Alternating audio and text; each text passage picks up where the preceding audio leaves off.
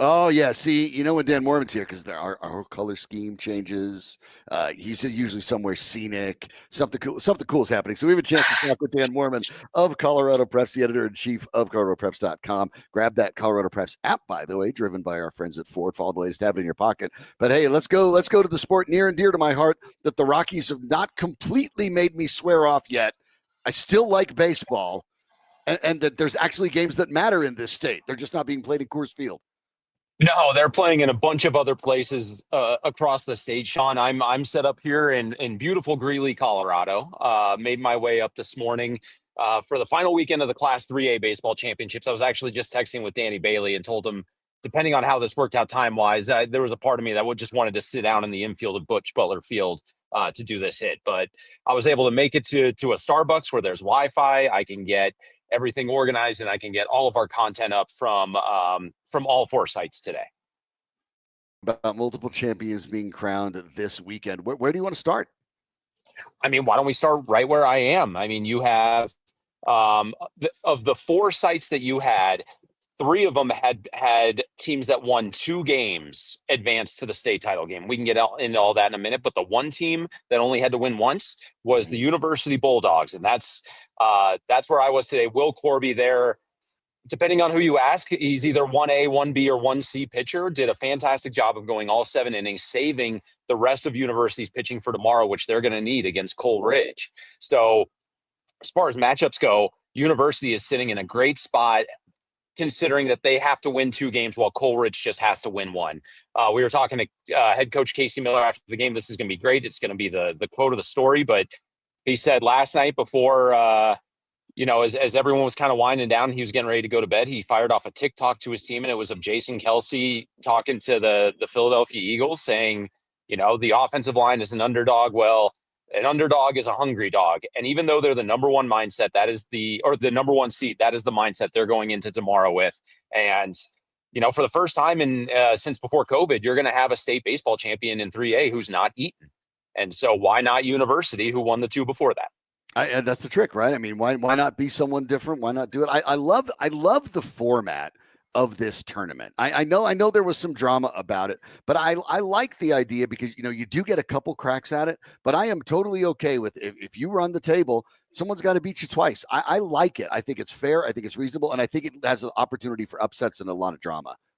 Yeah, and you're definitely in a big advantage going into that Saturday if you're the undefeated team, especially if you are one of either Cherry Creek, Golden, or Forge Christian, who watched as the teams that you're facing probably burned all of their pitching today. Mm-hmm. You burned all of your pitchers today.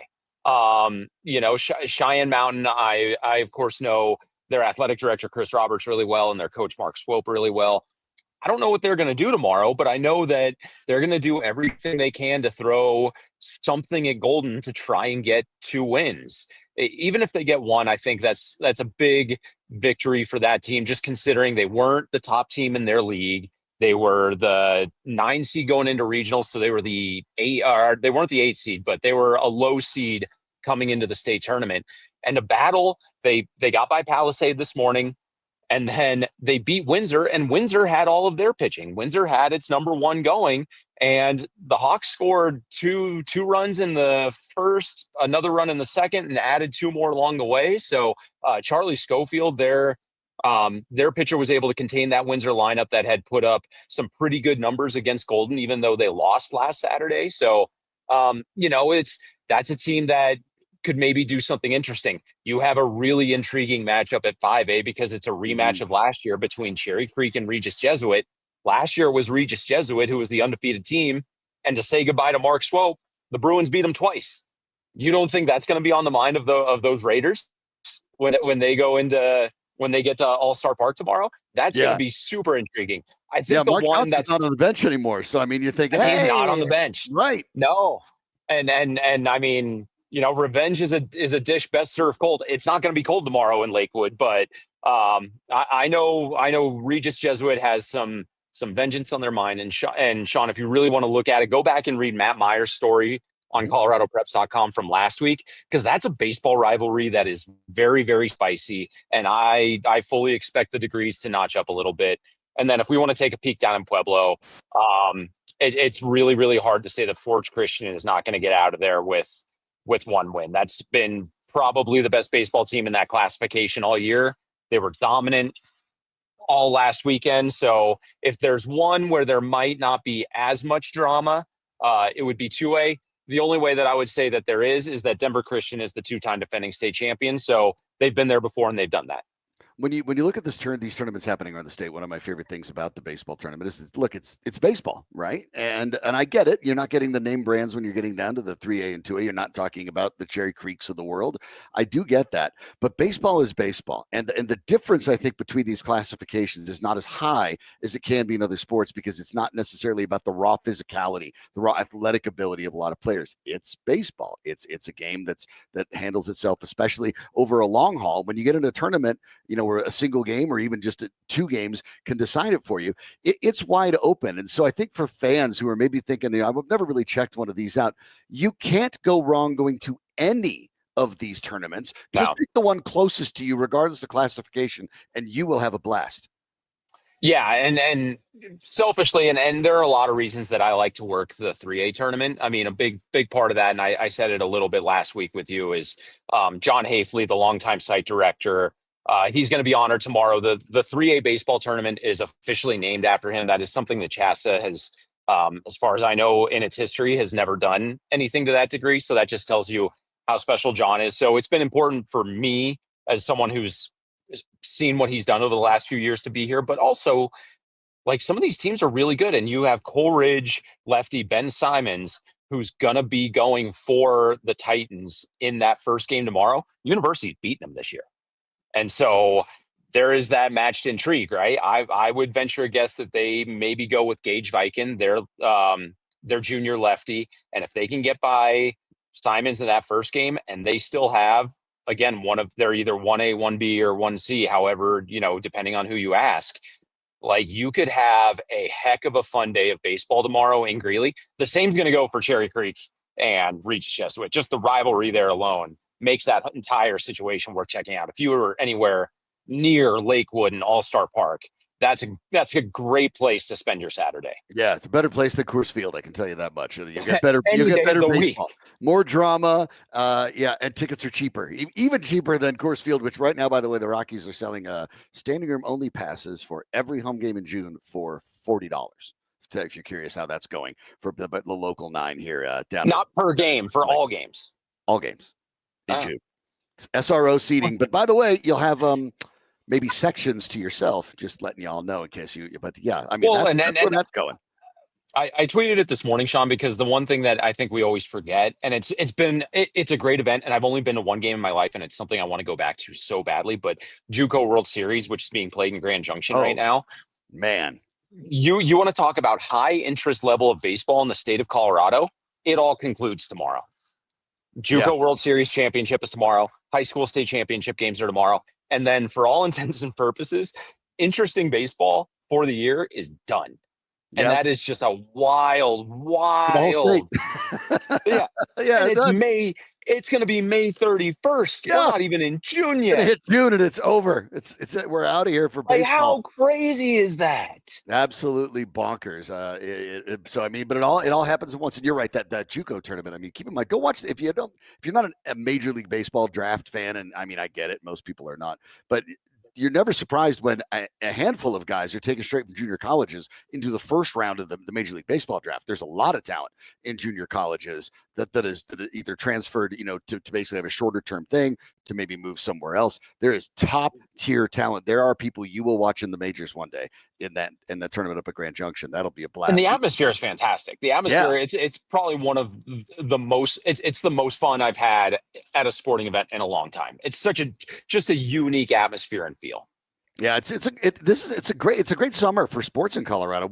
We have the new Mile High Sports magazine coming up. We're not going to talk to you about it quite yet, but Dan and I are both editors on it. We work on it with Doug Ottewill, and Dan's put together a tremendous amount of comment. You talked about John Hafley. Obviously, we have a really compelling story about him that you do not want to miss, about the impact that he's had in sports and baseball at these levels. But when we talk about it, we talk about the tournament here, but the U.S. Senior Open is coming at Yeah. the end of next month. Back to the Broadmoor. We have that covered stem to stern. So excited about that as well. Doug Ottewill got to play. Did you get to play with him, or was that just something the boss got to do? There we go. No. And then the best part of that whole thing the is last time it was in town, I played it. I played it with Doug as well, and I'm sure you two were better than I was. But I remember the East Course was ready, and we played it much closer to the tournament. It was tournament ready.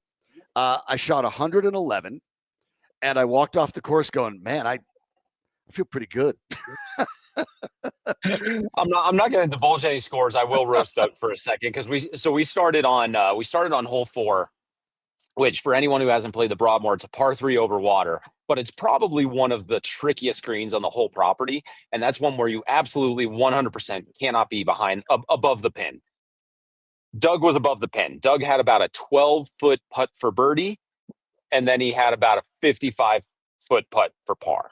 And it maybe is one of the more impressive bogeys that I saw all day. But it was a great experience. I mean, Russ Miller and his team down at the Broadmoor take such great care of that course. I've been fortunate enough to play the East Course now 3 times.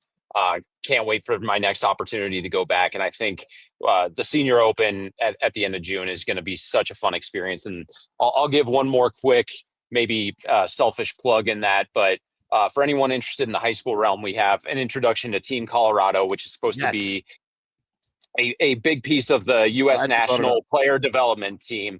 And we're just going to give one shout out to one guy. He's a kid that I've gotten to watch since he was a sophomore, but Charlie Doyle's featured a little bit in that story. He's a Cheyenne Mountain kid. He's going to play Division I golf at Oral Roberts down in Tulsa, I believe is where that is. He had the save today to get the Red-tailed Hawks into the 4A baseball state championship game. So I got to shout out my buddy Charlie. Like what a week he's having. Yeah, how about that? You got to get going the John Smoltz style there. Go from getting the save to hitting the links and no John Smoltz at the Senior Open this year, which means my buddy Colin Prater won't be caddying for him, which is always a bit of a bummer. Yeah, the story about and you'll get a chance to see it when the new issue hits relatively soon here. But I love that Team Colorado idea. When we were talking last week about some of the golf, especially on the girls' side, those names that we were talking about that were atop the leaderboards, that's part of Team Colorado. 8 women, 8 men, and the idea is multiple. There are multiple states that are doing this. Colorado is kind of the only one in this region. A lot of it's back east. But boy, I look at things, Dan, like the TGL. Started by Tiger Woods and Rory McIlroy, that has this deal with ESPN that's just getting bigger. They announced a new Detroit-based team, although none of them they all play in Florida, but you know what I mean, right? That Rob Walton, the Broncos owner, bought into, as well as with the families that own the Lions. And I look at this and I think, man, 8 boys, 8 girls representing each state. The possibilities of playing these state-to-state tournaments, whether you do it in a mix, just all the form, it boggles my mind. When I read this, the story that you put together and was working on it for the magazine, I was so excited about the possibilities of where this could go if this continued to grow. I mean, just imagine. Well, and I was talking to the chief operating officer at the Colorado Golf Association, Ashley Harrell. She was kind of put in charge of this entire program. And I've known Ashley now for years, met her as I was starting to cover high school state championship tournaments. And eventually we just bump into each other every once in a while. The U.S. girls junior championship was down at Eisenhower at the Air Force Academy a couple summers ago. And I walked down and sure enough, Ashley's hanging around there. Weirdest golf course I've ever played. I keep it's fun, but one of the holes literally looks like a Tetris block. It just goes like this one and then this and then you're talking about the silver course. We deal with the blue course. I like the championship style of things. Oh, so, well, I told you I shot 111 on the East. I don't belong on the championship course. I'm lucky. They leave me on the course, man. I'm waiting for some guy to pull up in a cart and say, "That's enough. Get out." The blue course at Eisenhower, in my mind, rivals that of the East course of the Broadmoor. Like in terms of my favorite in the area, those are definitely 1A and 1B if we'll stick with that theme. But I was talking to Ashley, and part of I think the disappointing thing is they wanted to play matches over the summer with the different state associations, and that just hasn't happened. I think the program is still very much in its infancy. And so I think as time goes on, you'll be able to organize those a little bit better. Colorado is in a bit of a different spot than a lot of the other state associations because we have such a strong fundraising arm here for the CGA that they have the funds that if they need to travel to go play, they will. Like they'll absolutely take the kids. I mean, they took the kids down to Scottsdale at one point over the winter and just had like a team training camp or practice session deal in Scottsdale for just because. So Colorado has the funds to travel and do that, but I stressed to her that if they're going to do these state versus state matches, that we at Colorado Preps or Mile High Sports, however we want to figure that out internally, we are happy to provide the coverage for something like that. Can you imagine grabbing something like you get a mixed pair of Charlie Doyle and Ella Hughes taking on some. I mean, and Ellis Ballard, Ellis Scott, like that would be so much how fun. great would that be? It would. And these are supposed to be Ryder Cup style matches. So you're probably going to see some foursomes, some four balls, some singles, stuff like that. It's something that I'm so interested to keep track of this program. And, props to the, and I think this is something that, I've talked to another girls golfer who finished as a runner up at one of the state tournaments last year. And she's absolutely wants to do everything she can to vie for a spot on this team, just because I think there is a factor of the best players in the state are on this team. And I want to do that. And I want to represent the Centennial State. Yeah, it's exciting, and you'll have a chance to read all about it and get an introduction to the team when the new Mile High Sports magazine comes out very, very soon, by the way, because we have that big, robust U.S. Senior Open preview in there, which you won't find anywhere else. I would normally say anywhere else in the state, but I just mean anywhere, anywhere. This is the thing. If you want to break down the U.S. Senior Open, our next Mile High Sports magazine is the place to go. And speaking of that, I think we need to we might need to get back to that. Actually, we still have that to do too. No rest for the wicked. I have this. You're out there at the baseball tournament. We still have to get back and edit the magazine.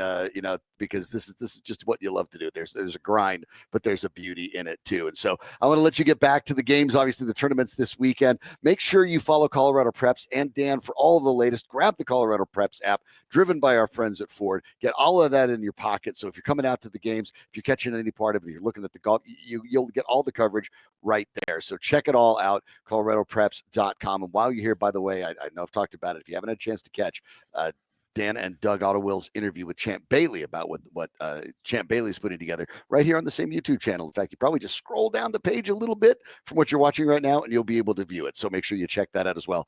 Dan, always good to talk to you. Great. Yeah. You too, Shawn. Winners for the Positive Athlete Scholarships are announced Monday. I'm excited to be there. I will pass along that information for anyone who's interested. And yeah, let's finish off the high school athletic year with a bang tomorrow with some baseball state titles.